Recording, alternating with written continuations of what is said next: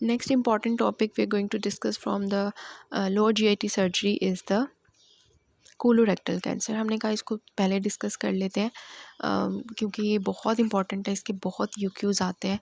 और ulcerative colitis, चूँकि मैंने आपको मेडिसिन में भी 3 उसके लेक्चर्स बनाए हुए हैं ऑलरेडी, तो उसमें हमारी मेडिकल ट्रीटमेंट बहुत डिटेल से डिस्कस होगी, उसकी पैथोफिजियोलॉजी एटसेट्रा। तो उसपे मैं अपना इतना उसको शुरू में मैंने नहीं किया। मैंने कहा पहले आप जो है वो कोलोरेक्टल कार्सिनोमा अच्छे से प्रिपेयर कर लें, क्योंकि वो आपने ऑलरेडी बहुत डिटेल से पढ़ा हुआ है। उसको मैं समराइज़ कर दूँगी सर्जरी बुक से बाद में। अभी हम करते हैं कोलोरेक्टल कार्सिनोमा। तो सबसे पहले हम इसके यूक्यूज़ डिस्कस करते हैं ताकि आपको आइडिया हो जाए कि how the patient presents to you with colorectal carcinoma. तो देखिए 56 ईयर्स ओल्ड फीमेल है। सबसे पहले तो इसका एक रिस्क फैक्टर आप यहाँ पे देख लें कि जी 50 से ज़्यादा की एज है। तो 50 से ज़्यादा की एज में जो है ना मोस्टली ये होता है। और यहाँ पे वैसे आपको फ़ीमेल दिखाई हुई है, लेकिन ज़्यादातर ये मेल्स में कॉमन होता है। जो ब्लैक पीपल होते हैं, मेल होते हैं, ब्लैक अमेरिकन्स, उसमें ये कॉमन होता है। और ये हैज़ प्रेजेंटेड ब्लीडिंग पर रेक्टम।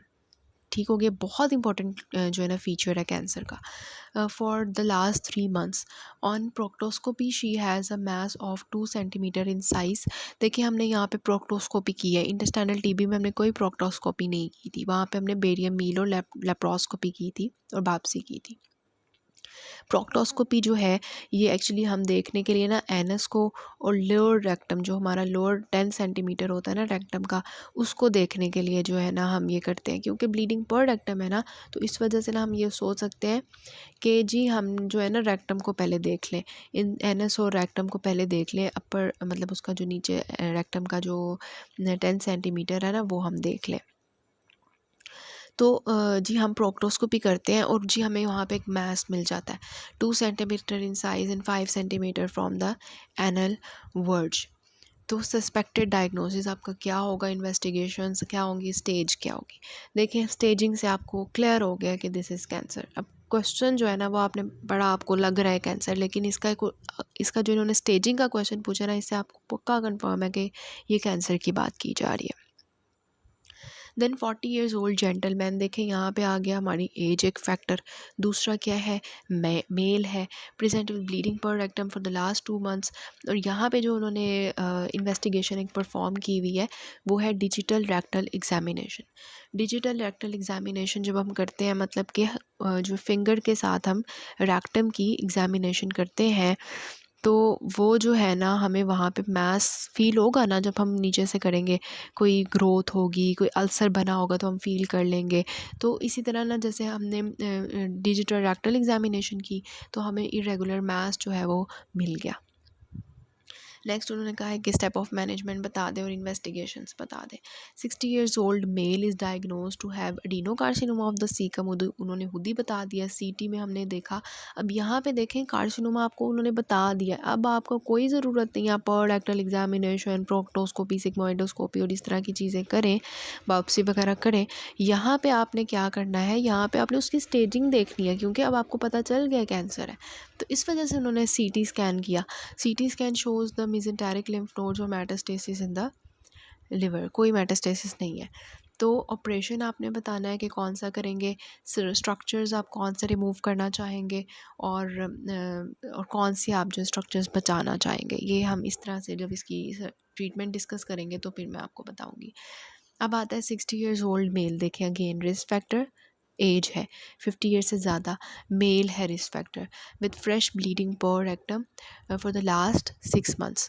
उसके बाद क्या है, history of prolapse but he gives history of feeling of incomplete defecation. यहाँ पे जो एक्स्ट्रा आपने क्लिनिकल फीचर पहले नहीं देखा था, दैट इज़ इनकम्प्लीट डेफिकेशन। हो सकती है, देखिए आप खुद सोचें कि रेक्टम के अंदर फॉर एग्ज़ाम्पल किसी का कैंसर पड़ा हुआ है। अब उसका जो फीकल मैटर होगा वो जब नीचे आएगा और वो फीकल मैटर पास करेगा, उसको जो है वो वो पास करेगा फीकल मैटर, तो क्या होगा, अब वो पास कर रहा होगा तो उसके मसल्स एक्टिवेट हुए होंगे ना उस वक्त के, ये चीज़ें बाहर निकाली जाएँ जो भी है। अब वहाँ पे फॉर एग्ज़ाम्पल मास पड़ा हुआ है, नॉर्मल हालात में उसको जो है डेफिकेशन का मसला फ़ील नहीं होगा, लेकिन जब जब फ़ीटस पास करेगा ना, जो फ़ीकल मैटर पास करेगा ना सॉरी, तो उस दौरान ना पता है क्या होगा, उसको ना ऐसे ऐसे फ़ील होगा ना कि अभी तक कुछ पड़ा हुआ है अंदर, अभी तक मैंने फुली डेफिकेट नहीं किया, क्योंकि वो मास है, उसके ऊपर मसल जो है वो उसको कहे होंगे तुम भी बाहर निकलो, ठीक है, along with the faecal matter, तुम क्या हो, उनको क्या पता ये क्या चीज़ है, उन्होंने बस यही कहना ना, हाँ कोई कोई मेरे ऊपर स्टिमुलस आ रहा है, कोई स्ट्रेच रिफ्लेक्स आ रहा है, तो जिसको मैंने कोप अप करना है। उनको तो नहीं पता ये फीकल मैटर है उन मसल्स को, या फिर कैंसर का मैटर है, तो उन्होंने उसको भी बाहर निकालने की कोशिश करी होनी है। तो उस बंदे ने कहना है कि डॉक्टर साहब मैं जब फीकल मैटर पास करता हूँ तो उसके बाद ना वो मुझे ऐसे लगता है कि वो पूरी तरह बाहर नहीं आया। अब यहाँ पे भी हमने क्या किया, सबसे पहले डिजिटल रेक्टल एग्जामिनेशन, तो उसमें हमें क्या मिल गया, हार्ड अल्सरेटेड लीन मिल गई। उसके बाद हम करते हैं, यहाँ पे भी अगेन एज रिस्क फैक्टर है, मेल है, 6 मंथ हिस्ट्री ऑफ फ्रेश पर rectal bleeding with constipation, defecation, उसको बहुत ज़्यादा जो है स्ट्रेन करना पड़ता है, और साथ में ब्लड भी आ रहा होता है long with the faeces, no history of anything coming out of the anal canal. तो ये हमारा हो गया। फिर आता है कि long standing history of constipation, history of discomfort in the left iliac fossa, और फ्रेश रेक्टल ब्लीड है। Fresh rectal bleed suggest that कि ये या तो रेक्टम का कैंसर है या फिर फ्रेश ब्लड है ना, तो यहाँ पर लेफ़्ट कॉलॉन का कैंसर है। और शॉक में है, एब्डोमिनल एग्जामिनेशन में हमें माइल्ड टेंडरनेस मिली और लेफ़्ट इलियक फॉसा में फुलनेस मिली है। फीमेल है, ऑल्टर्ड बाउल हैबिट्स के साथ आ रही है, constipation with passage of blood and mucus, और पेल है। और इसके अलावा क्या है कि हमें जो है डिजिटल रेक्टल एग्जामिनेशन पे अल्सरेटेड ग्रोथ मिली है, जिसने जो है ना उसको कवर किया हुआ है, और ब्लड भी आ रहा है। तो ग्रोथ जो है ना, this is actually telling you the cancerous mass. Then 60 years, again the risk factor female है, altered bowel habits, tenesmus, weight loss, और रेक्टल एग्जामिनेशन पर रेक्टल ग्रोथ मिल गई है। मतलब कैंसर में ना आपको कोई ना कोई ग्रोथ ज़रूर मिलेगी, कोई मास ज़रूर मिलेगा। सो कोलोरेक्टल कार्सिनोमा की बात करते हैं कि ये मोस्ट कॉमन जो मेलिग्नेंसी है ना जीआईटी ट्रैक्ट में, वो है कोलोरेक्टल कैंसर। फिर इसमें आप एक चीज़ नोट कर लें कि जो फर्स्ट कॉमन कैंसर है ना, that is lung cancer. Second जो कॉमन कैंसर है that is prostate cancer, and third most common is colorectal carcinoma. तो ये मेल्स की मैंने आपको बताई है, लंग, प्रोस्टेट और कोलोरेक्टल कार्सिनोमा। फीमेल्स में जो है ना सबसे मोस्ट कॉमन क्या है, breast cancer. Second most common क्या है, लंग कैंसर। और थर्ड मोस्ट कॉमन फीमेल्स में भी कोलोरेक्टल कार्सिनोमा आ जाता है। फिर वेस्टर्न में सबसे ज़्यादा कॉमन कौन सा कैंसर है, स्किन कैंसर, क्योंकि वो ज़्यादातर धूप में बैठते हैं, वाइट्स होते हैं ना, इस वजह से। और इसके अलावा यही है। और second most common cause of death है ना, ये हमारा कोलोरेक्टल कार्सिनोमा, अगर डेथ पॉइंट ऑफ व्यू से देखें। फिर आता है इसके रिस्क फैक्टर्स। तो वो कहते हैं कि ज़्यादातर जो है ना एज ज़्यादा होने की वजह से और लाइफस्टाइल जो है ना हमारा ख़राब होने की वजह से जो है ना होता है, और साथ में ऑब्वियसली जेनेटिक डिसऑर्डर्स हैं। रिस्क फैक्टर्स क्या हैं, हमारे हॉस्पिटल में एक पेशेंट था, तो उसको कोलोरेक्टल कार्सिनोमा था, आई थिंक 27 एज का था वो, इतनी एज का था। और उसके घर में ना तकरीब मतलब उसकी आई थिंक सिस्टर को हॉजकिन लिम्फोमा था, उनकी फैमिली हिस्ट्री थी कैंसर्स की, मतलब किसी ना किसी को कोई ना कोई कैंसर था। तो इस वजह से ना जेनेटिक डिसऑर्डर्स के साथ साथ अगर लाइफस्टाइल अच्छी ना हो और एज इंक्रीज़ करती जाए तो उसकी वजह से रिस्क होता है। तो कोलोरेक्टल कैंसर जो है ना, उसकी तो ऑब्वियसली फैमिली हिस्ट्री थी ना, इस वजह से उसको यंग एज में हो गया था।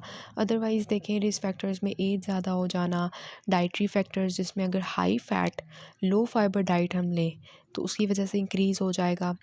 और इसके अलावा स्मोकिंग की वजह से, इसके अलावा अल्कोहल लेने की वजह से, रेड मीट ज़्यादा यूज़ करने की वजह से, प्रोसेस्ड फूड्स यूज़ करने की वजह से ये हो जाता है। इसके अलावा आपको पता है कैंसर जो है वो रेडिएशंस की वजह से भी डेवलप हो जाते हैं, इन्फ्लेमेटरी बाउल डिजीज़ की वजह से भी हो जाते हैं, जिसमें आपको पता है ulcerative colitis most commonly cancer को लीड करता है। और इसके अलावा जो है फेमिलियल एडिनोमेटस पॉलीपोसिस, इसमें आपको पता है कि मैंने आपको मेडिसिन पढ़ाते हुए बताए थे कि 100 ऑफ पॉलिप्स बन जाते हैं तकरीबन, और वो सारे जो हैं they lead to cancer obviously. Then hereditary non polyposis colorectal carcinoma, then adenomas, ये मतलब ये सारी जो प्री डिस्पोजिंग कंडीशंस हैं कैंसर की, they lead to that.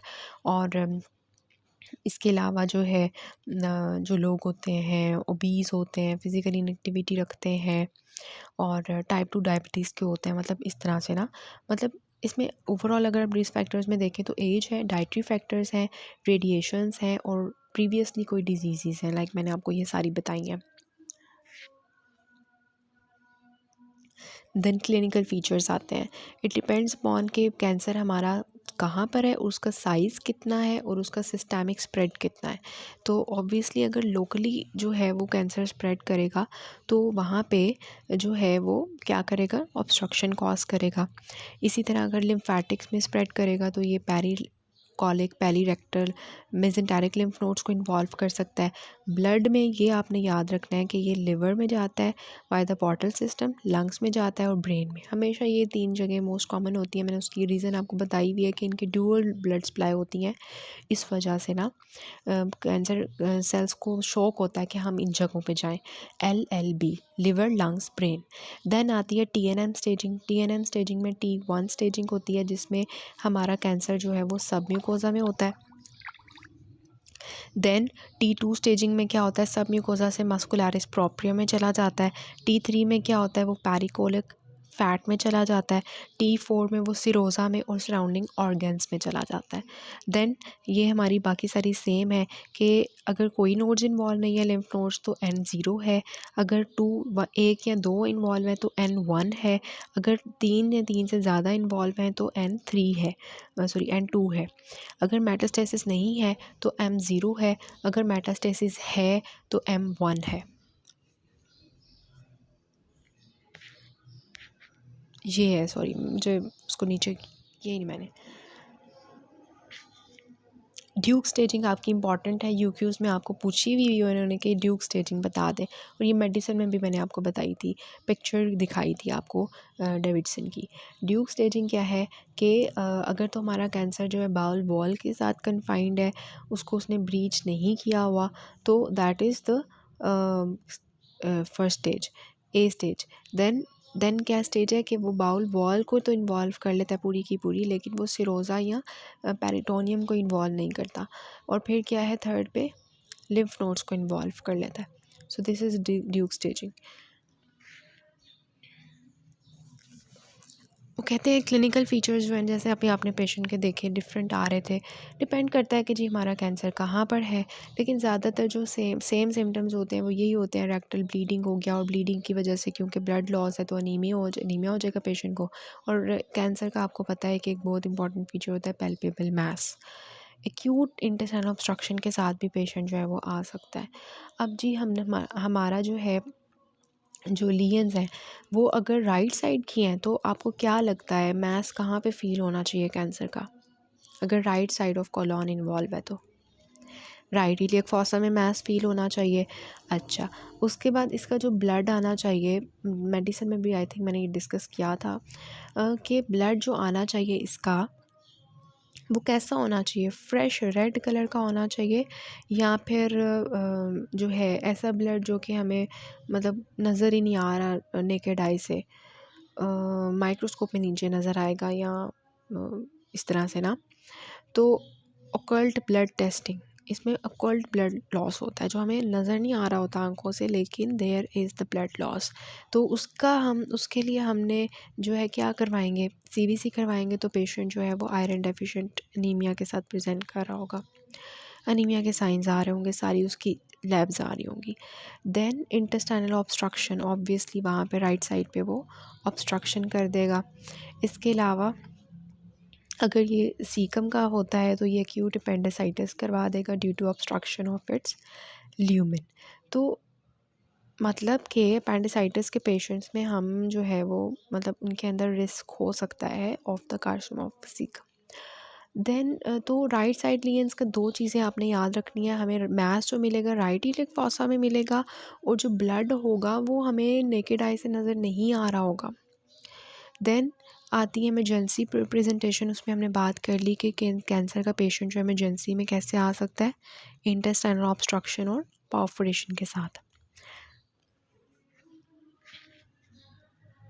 Transverse colon जो है ना वो इतना इन्वॉल्व नहीं होता, और अगर इन्वॉल्व भी हो जाए ना तो हम ना उसको डायग्नोज ही नहीं कर पाते, क्योंकि आपको पता है ना कि इसकी जो हमारी ट्रांसवर्स कॉलॉन होती है ये स्टमक के साथ ना बिल्कुल ऐसे होती है कि इसके ना बिल्कुल ऊपर ना ऐसे करके स्टमक पड़ा होता है, तो हमें लगता है कि ये कार्सिनोमा ऑफ द स्टमक है। तो जब नीचे से मैस आएगा ना वो क्या करेगा, स्टमक के ऊपर प्रेशर लगाएगा। अब स्टमक का जो सारा प्रेशर जब स्टमक के ऊपर पड़ेगा तो आपको नहीं लगता कि पेशेंट गर्ड के साथ आएगा, पेशेंट जो है वो वॉमिटिंग के साथ आएगा, उसका सारा खाना बाहर आ रहा होगा, एसिड बाहर आ रहा होगा। तो हम जो है ना वो स्टेजिंग इमेजिंग के बगैर नहीं पेशेंट को देखते हुए बता सकते कि इसको जी जो है ना कोलॉन का कैंसर है। हम यही सोचेंगे कि इसको स्टमक का कोई मसला है, ठीक है। लेकिन पेशेंट साथ में एनीमिक हो सकता है, लैसीट्यूड, तो मतलब ना इसके इतने अच्छे सिम्टम्स नहीं आते हमारे। इसको हम यही है कि हम उसको जो है ना इमेजिंग करवा के चेक करवा लें और फिर हमें ट्रांसफर्स कोलॉन के अंदर मिल जाए कैंसर का मैस। देन आता है जी हमारा लेफ़्ट साइडेड कोलॉन, ये बहुत इंपॉर्टेंट है। देखिए अब जो लेफ़्ट साइडेड कोलॉन है ना उसकी अगर हम बात करें तो आपको क्या लगता है कि जो ब्लीडिंग होनी चाहिए इसकी रेक्टम के थ्रू वो कैसी होनी चाहिए? फ्रेश ब्लड होना चाहिए जो हमें आँखों के सामने नज़र आ रहा हो। और पेशेंट किसके साथ आएगा? ऑल्टर्ड बाउल हैबिट्स, कभी उसको डायरिया होगा, कभी उसको कॉन्स्टिपेशन होगी, pain in lower abdomen, intestinal obstruction, ये इमरजेंसी में हमने देख लिया। देन टेनिस्मस, ये इंपॉर्टेंट है। तो अगर मैं आपसे कहूँ ना कि मोस्ट इंपॉर्टेंट दो चीज़ें जो लेफ़्ट साइडेड कोलॉन और सिग्माइड कोलॉन की इंपॉर्टेंट हैं, उसमें ये दो चीज़ें हैं। एक हमारा ऑल्टर्ड बाउल हैबिट्स है और दूसरा है टेनिस्मस। टेनिस्मस क्या होता है कि पेशेंट जब जो है ना फीसिस पास करने के लिए जो है उसको फील आती है ना, लेकिन वो उसको पास नहीं कर पाता और उसको उस दौरान पेन होती है, दिस इज़ टेनिस्मस। तो दरअसल ना ये हमें राइट साइड पे क्यों नहीं मिलता, क्योंकि राइट साइड पे ना अभी फीकल मैटर बना नहीं होता एज सच, वहाँ पे भी एब्जॉर्प्शन वगैरह चल रही होती है और ये वो। लेकिन जब वो लेफ़्ट साइड पे आएगा ना तो फिर वहाँ पे जाके जो है वो जब पूरा फीकल मैटर बन जाएगा एक, वो जो उसने पास आउट होने के लिए, तो वहाँ पे क्योंकि एब्जॉर्प्शन तो एज सच हो चुकी हुई है और हो भी रही है, तो पेशेंट जो है वो मतलब टेनिस्मस के साथ आएगा जो कि आपका राइट साइड पे नहीं था। और इसके अलावा जो है अगर हम बात करें रैक्टम के कैंसर की, तो ऑब्वियसली रैक्टम पे में ब्लीड मिल रही होगी और रैक्टम पे पेशेंट फील कर रहा होगा सेंस ऑफ इनकम्प्लीट इवैक्यूएशन। और इसके साथ ऑब्वियसली हम जो पर रेक्टल एग्ज़ामिनेशन करेंगे ना तो हमें जो है ना वहाँ पर जो है क्या मिलेगा, मैस मिल जाएगा, रैक्टली फील हो जाएगा। जैसे मैंने आपको बताया था प्रोक्टोस्कोपी करते हैं, उसमें भी हम एक तो पर रेक्टल एग्जामिनेशन करते हैं और फिर प्रोक्टोस्कोपी करते हैं। प्रोक्टोस्कोपी में आपको जो है ना रैक्टम का जो 10 सेंटीमीटर होता है ना नीचे वाला, वो हिस्सा सारा व्यू हो जाता है, तो हम वहाँ से बायोप्सी भी ले सकते हैं।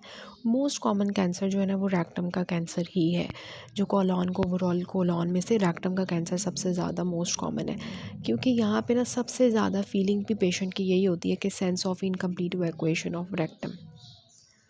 ठीक है, पहले भी हमें सेंस ऑफ इनकम्प्लीट हो रही थी इवैक्यूएशन की फीलिंग जो है लेफ़्ट साइडेड कोलॉन के अंदर, लेकिन यहाँ पे जो है ना ये इसका मोस्ट इम्पॉर्टेंट फीचर है रेक्टम का, क्योंकि यहाँ पे अब स्टूल जो है ना वो काफ़ी देर से पड़ा हुआ है। अच्छा जी, फिर आता है मेटास्टेटिक डिजीज़। तो मेटास्टेटिक डिजीज़ कैसे प्रेजेंट कर सकती है, मतलब हमने कहा ना कि पेशेंट जो है ना वो डिपेंड करता है उसके सिम्टम्स कि साइट ऑफ कैंसर क्या है, साइज़ कितना है और सिस्टेमिक स्प्रेड कितना है। तो साइट हमने देख ली, अब हम देख रहे हैं सिस्टेमिक स्प्रेड। सिस्टेमिक स्प्रेड क्या है कि इसमें लिवर जो है वो इनलार्ज मिल सकता है। पेशेंट को अगर लंग्स के अंदर कैंसर चला गया तो हिमोप्टासिस के साथ आ सकता है। अगर जो है लिवर की इन्वॉल्वमेंट हो गई तो एसाइटिस, और अगर बोन में कैंसर चला गया तो बोनी पेन के साथ पेशेंट आ सकता है। ठीक हो गया। अच्छा, अब करते हैं इसकी इन्वेस्टिगेशंस। रेक्टल कार्सिनोमा की सबसे पहले करते हैं।